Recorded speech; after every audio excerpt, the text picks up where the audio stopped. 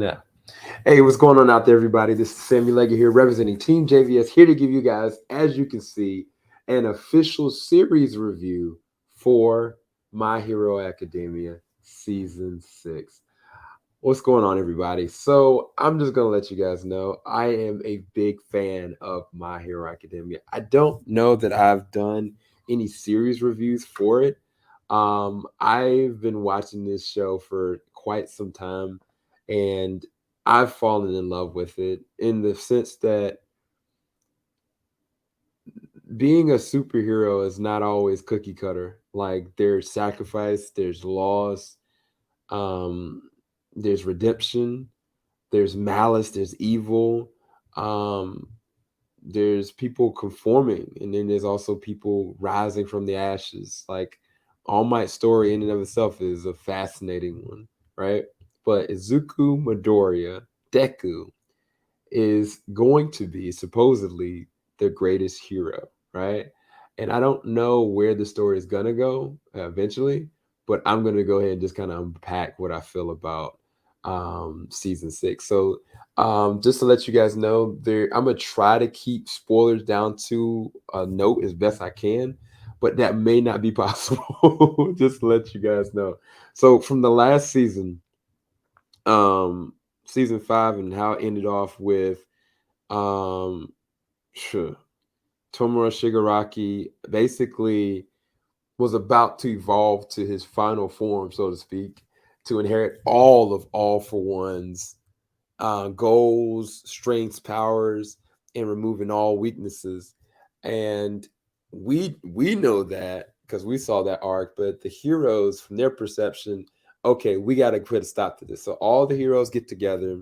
They're all going to try to see if they can get the doctor, because he's the source, to try to nail him to the ground and stop this, cut the head off the serpent, so to speak, in two different places. One, get the doctor, and then two, they found the layer, because we know that Hawks, the whole entire time, he's been infiltrating and he's done some unseemly things to try to gain the trust of these villains. I'm gonna say this, bro, without going into point for point for point.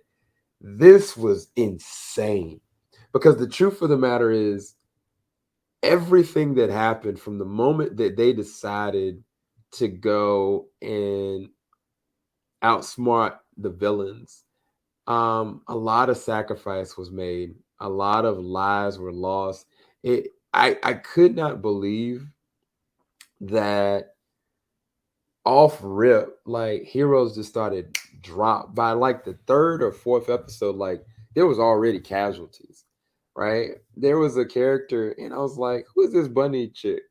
And like the way they utilize her animation and um, her capability with her legs, I was like, okay, yes, I am sold. Like, I don't know where it's gonna go down.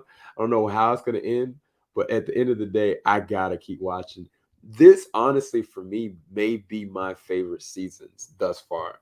Because the thing about it, all the rest of the seasons have been good, but it was kind of like for season 5, it felt like this weird kind of transition that's like, oh, okay, got from this point to this point, got from this point to this point, and then kind of got to the villain arc. And I think it was laying the groundwork for this season. This season, to me, like it was unrelenting, because all the things that they had been building up for season 5, whether it was Shigaraki inheriting the behemoth, Gigantor, right, or getting the abilities he got, or understanding his psychological profile, right, or from season 5, like Deku finally starting to unravel some of the different levels of his powers, right, and I love that symmetry, because all that became manifest. Because at the end of the day,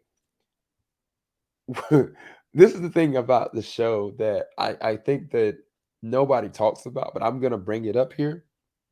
If I'm a kid, right, and my goal is to try to be, a police officer, hypothetically speaking, and I go to the academy, and at the academy, as I'm training at the academy, criminals are breaking into the academy and attempting to kill me, and attempting to eradicate law enforcement and all together. before I even go out in the streets to be able to uphold anything, before I even have my provisional license, my mentor is attacked in front of me and I'm having to defend for my very life. Like my arms are broken or I've hurt myself just trying to defend myself. That is the real perspective of what's happening with these kids because now at this point, yeah, they got provisional licenses. Yeah, they've worked with heroes. At this point now, Todoroki, Bakugo, and Deku have worked with Endeavor and All Might, but it doesn't matter because now they're not just patrolling the streets because it's a part of what their goal is and it's part of what they're trying to strive towards. They're doing because they got to survive at this point now. And when all the heroes kind of came together and came in this plan and they started to take UA students and putting them on front lines based on their power certs, I was like, that is risk, right? Like this is a real risk because this is direct danger. These are A-list villains. I apologize for my throat. My throat is gone. But when you think about the middle of the season, dude, all I'm gonna put is just this picture right here, and this will tell you everything. This is a man withered with trauma, with guilt, and like he just cannot. He's beyond himself. That transition of Deku from what we've seen him to be to this, it's like night and day. Like I could not believe when I saw it, but when I'm watching the levels of how I got there, like watching Gran Torino getting demolished by Tomura, or watching Endeavor barely be able to survive, or even watching, one of his childhood friends sacrifice, putting themselves in the line for Deku, that is effective trauma. And the truth of the matter is, like, he's not just fighting one, he's fighting two because All for One is still very much so alive and wants what he has.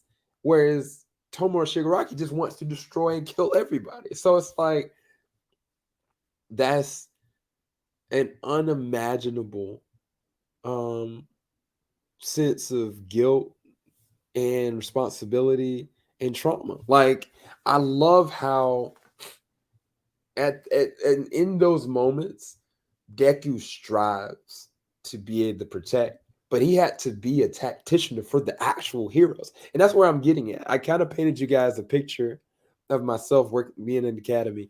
And then we're getting attacked and we're going on this excavation mission. I don't even have a badge. I technically am not even supposed to use a firearm, but I have one, right? And I'm telling my squad captain, oh, you need to go left, and I'm gonna go and bank right. We need somebody posted up on the left to be. So I'm telling them what they're supposed to be doing because I'm the most effective person, and also I'm the point of contact. That's crazy. And so when you think about it like that, him and his other friends are in the same exact boat.